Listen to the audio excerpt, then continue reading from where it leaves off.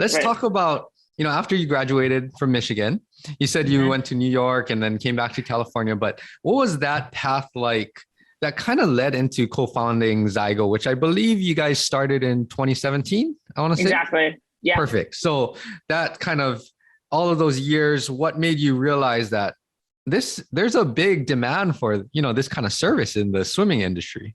Yeah. Like I said, I came back to UCLA for law school, and I was working for a hospitality company in hotels and restaurants. And during that time, I had started a small nonprofit, just my first foray into starting a company. I wanted to do something, and it was called Dinating. It took dining and donating, and I smushed it together, and we put dinners together where part of the price you paid also helped feed a family of 4 for a day. So it was like a eat one, feed one model. And it was, again, just my idea and a way of giving back. And because I was in the restaurant world, I loved doing things over food. And I say that mostly just because while it was a nonprofit, so the margins and business model was so different, having that experience of creating something from scratch, being able to own it, and understanding what that felt like gave me the first spark of oh, I like that.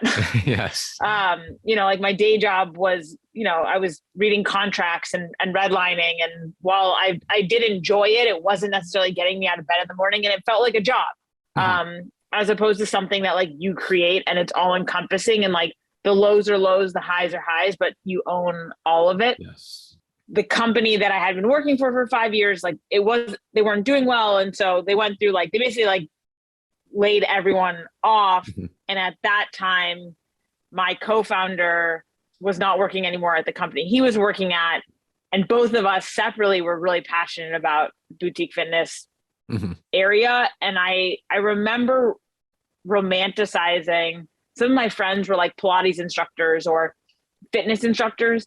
And I remember romanticizing the idea of their lifestyle where you're on your feet and you're active, and at the end of the day you're exhausted, but it's because you did so much stuff. And so I wanted to do something in that world, but I didn't know what that looked like. And I also, I had my legal education. I didn't want to not do anything with that. And it was this moment where I went to a friend's wedding, and my co-founder was there. We hadn't seen each other in 10 years.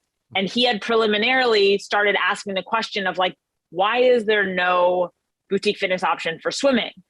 You have your cycle, you have your run, you have your boxing, yoga, Pilates, but there's nothing like it for swim.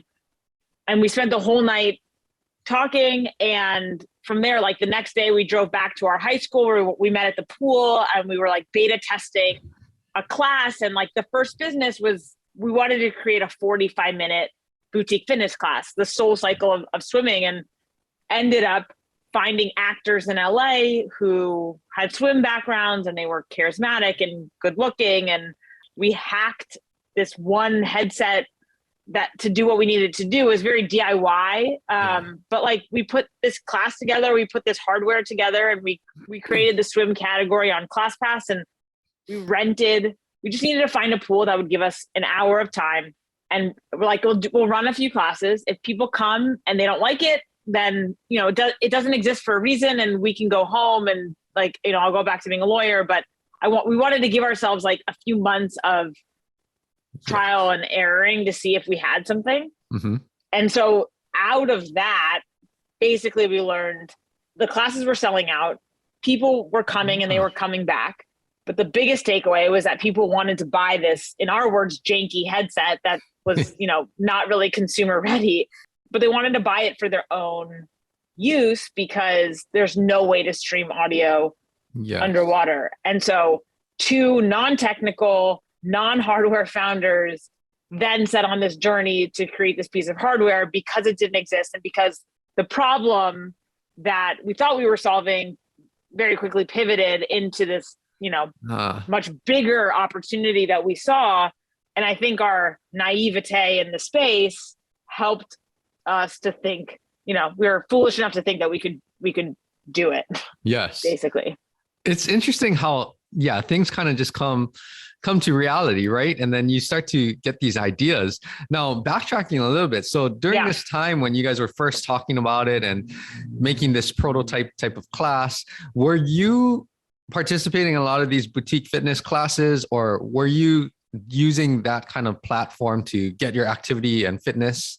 Yeah, I mean, exactly. So we were doing the fitness classes, and then our instructors, we kind of had like a mandatory, like you have to take these classes because having a basic knowledge of how those classes are run, like we understood that there's a formula to it, that it's not rocket science, but it works and you have to follow it. And so we studied those classes through and through, and like we modeled our swim team class after it. So you had your warm up, you had a technique set, then you had a circuit, then you had a sprint set to get your heart rate up. And then we ended with what we called a swimasana, like a shavasana but in the pool. So it was like your mindful moment at the end. So you left feeling like really, positive and good about what you did. And then like little things, like we had towels ready, and then we had like little packets of lotion after, because your skin gets dry after you swim.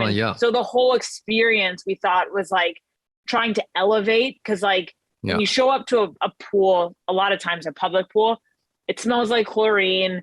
It feels just like a little old, or it doesn't have that same kind of higher experience that you're expecting at a boutique fitness, like a Soul Cycle or a Barry's boot camp. And because we didn't own the pool, we wanted to do as much as we could to get that experience, to match kind of the price that you're paying for that 45-minute class. So like all of those boutique fitness classes were for sure our homework to be able to pull off the classes. Got it. So those initial classes, these people were signing up and actually physically coming to the same pool. And that's what was selling out, right? And then you guys were just lending them the headsets and then playing it under the water so that they could hear everything, right? Yeah. Yes. So that is crazy. Yeah. Because even that experience, right? I mean, your company is relatively new. It's like about 5 years old. But to even imagine that, I think a lot of people, even though it's 5 years later, a lot of us can't imagine, having a pool class all in one place, right? With this experience. So that's kind of interesting that it came to this. Now, on that note, is your co-founder is Charlie, right? Yeah. Charlie. Yes. Does he have any swimming background, or is this something that he likes to do? Or is it just like you, that you guys just like to do the fitness aspect and then it turned into filling this void in swimming? Yeah. I mean, again, both of us were not swimmers.